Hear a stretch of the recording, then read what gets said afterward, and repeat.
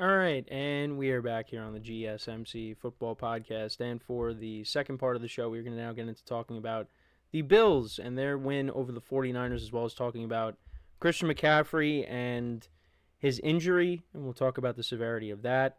So this was a snow game, another snow game, back-to-back weeks of that. There was a little bit of flurries in the Ravens-Eagles game, but this was a full-on snow game. The Bills got a lot of snow going into this game, and it just continued on. And the 49ers were outmatched in this game. They were shorthanded. Of course, Nick Bosa did not play in this game. We weren't sure if Brock Purdy was going to play. He did end up playing, but he really just did not do much in his return, but had a lot to do with the conditions, obviously. The Bills were more prepped for this game. Now, I will say the 49ers were running the ball effectively. Christian McCaffrey was running it well, Jordan Mason. But once the game got out of hand, the 49ers just, it was too much to overcome. This is the Bills. This is their home stadium. This is their home environment.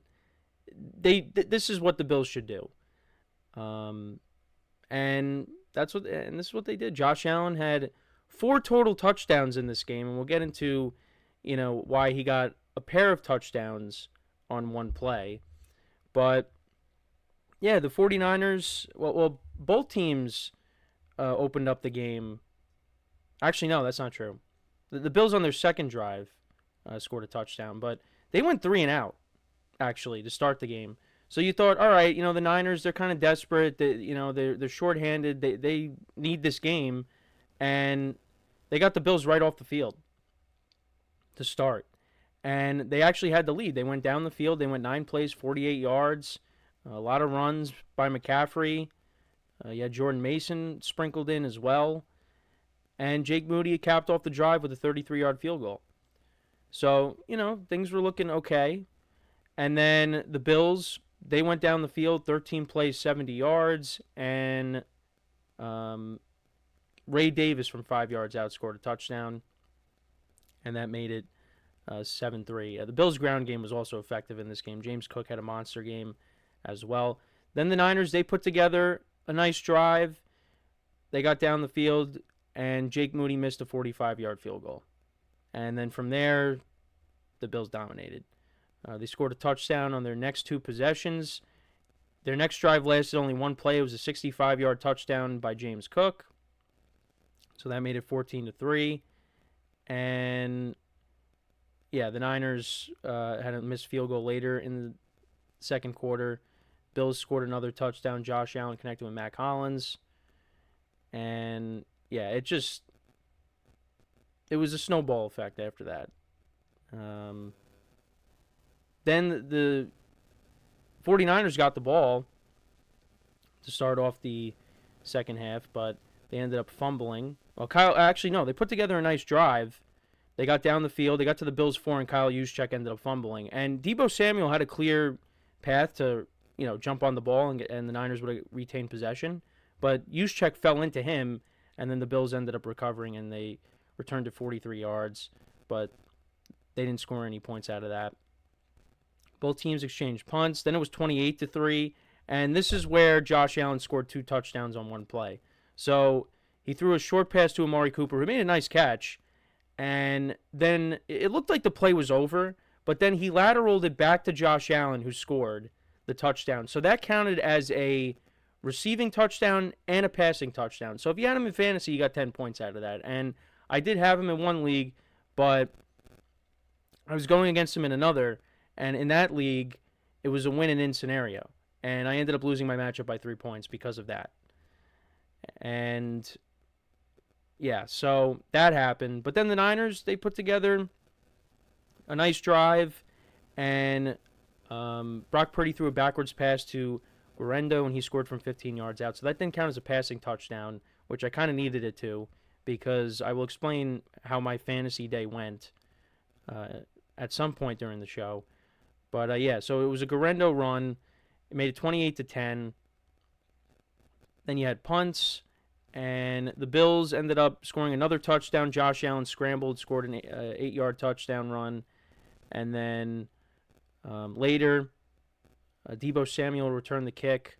He ended up fumbling, and then Tyler Bass missed a 49-yard field goal, which, that's a tough thing to make in those weather conditions. And then the 49ers ended up punting. They went 3-and-out very quickly. And then the Bills just ended the game. Mitchell Trubisky came in, and they just ran the ball pretty much the entire time. And that was it. McCaffrey got hurt early on in this game. I mean, he had a couple of big runs. There was one where I thought he was going to break it and be gone for a touchdown, but he ended up getting tackled. But then I think it was that same drive. He just fell to the ground. He got the ball and he just slid down, and he left the game, and he did not return. They ruled him out. Kyle Shanahan ruled him out, and they later said that it's likely PCL, a knee injury, and potentially out for the rest of the season. And with that, look, I was saying that I thought the 49ers, they were getting healthy. You got McCaffrey back, Juwan Jennings, and Ricky Pearsall, and George Kittle were all playing. You're waiting on some other guys defensively to come back, but, now Nick Bosa's hurt, and now McCaffrey's hurt again. Brock Purdy missed the game, and he didn't look effective in this, but a lot of that had to do with the weather. The 49ers season ended last night. I'm sticking a fork in them. This is it. This is it for them. I was saying if they wanted to keep this season going, they'd at least have to split, because it was going to be tough to go on the road and beat the Packers and the Bills. I thought maybe you could at least get one. But when you lose Nick Bosa, I mean, you saw the defense got gashed last night in the running game. Josh Allen, like I said, 4 total touchdowns last night. It's just... do the 49ers still have a chance? Yes, but they got to run the table. You got to run the table, and you need some help. And I don't see that happening. You got the Lions coming up on the schedule. You got the Rams. You got to go to play the Dolphins. And, they've been playing better. I know, they had their issues in cold weather once again, and we'll get into that game at some point this week. But the 49ers season's over. And I can't believe I'm saying that. I didn't expect it. Obviously, I didn't have them going to the Super Bowl, but I still had them, being a very good team this year. But kind of similar to what happened in 2020. You just had a lot of injuries, and it was just hard to overcome. And that's where we're at right now. They're 5-7, and now you lost McCaffrey for probably the rest of the season. It's over. It's over. It's unfortunate, but it happens. And they're just going to have to find a way to bounce back next season. But, you had turnovers in this game. Brock Purdy had a turnover. He's throwing the ball, and it just slips out of his hands. And that ends up being a fumble. Deebo Samuel fumbled on the kickoff. Juszczyk fumbled. It was an ugly game. It was an ugly game by the Niners. No sacks of Josh Allen in this game. Brock Purdy only went 11 of 18 for 94 yards. Josh Allen went 13 of 17 for 148 yards, but he had 2 touchdown passes, one to himself. Also had a rushing touchdown, and he had a receiving touchdown as well. So, and the Bills, I mean, they dominated, and they're 10-2 right now. And I think, based off of what happened yesterday, Josh Allen is the front runner for MVP.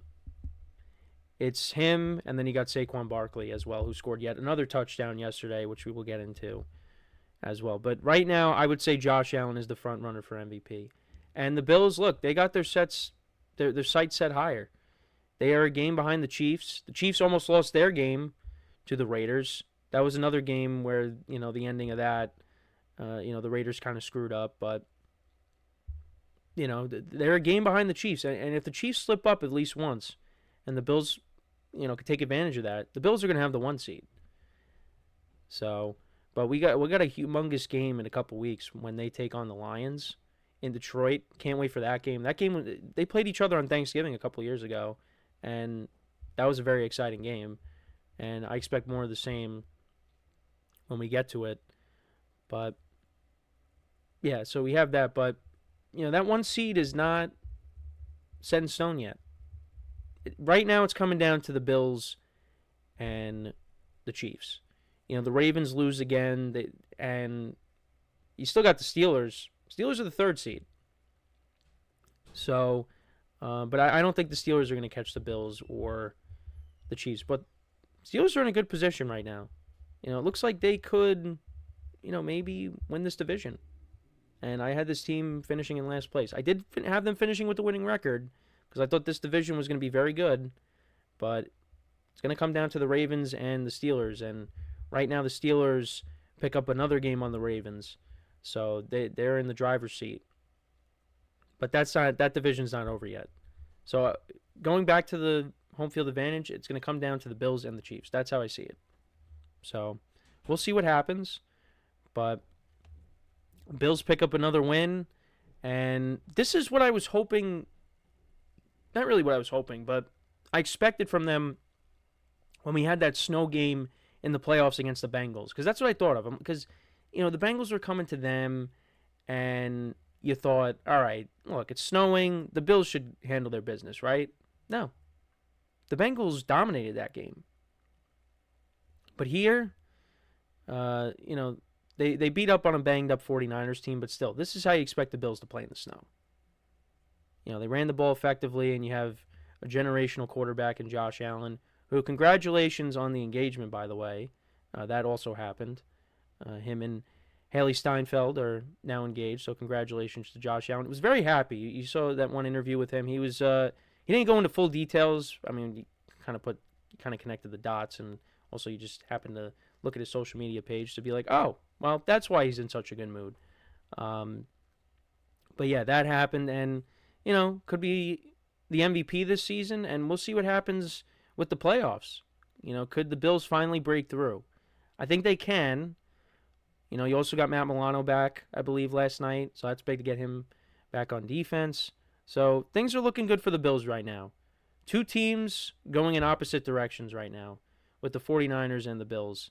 And I think we'll talk about the 49ers a little bit more this week, because we'll probably get confirmation on what the specifics, the timeline is for Christian McCaffrey. But either way, I think even if it's not season ending, I think you still shut him down for the year, because he has not been 100% this year, and maybe went a little too hard last night, because in the beginning you're like, wow, look at McCaffrey, this is the McCaffrey we were expecting, and he definitely came back too soon.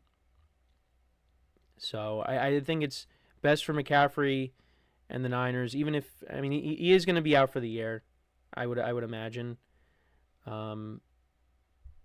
going to be shut down, and then you just hope things are better next year for him and for the Niners, because this is it's a lost season for him. And I didn't really think that going into the year. So, look, you could say bring up the Madden curse. You could say Super Bowl hangover. It's just... That's what happens to some of these teams. After they lose the Super Bowl the following year. Look at what happened to the Eagles last year. They were doing really well, and then they had that collapse. It happens. That's football.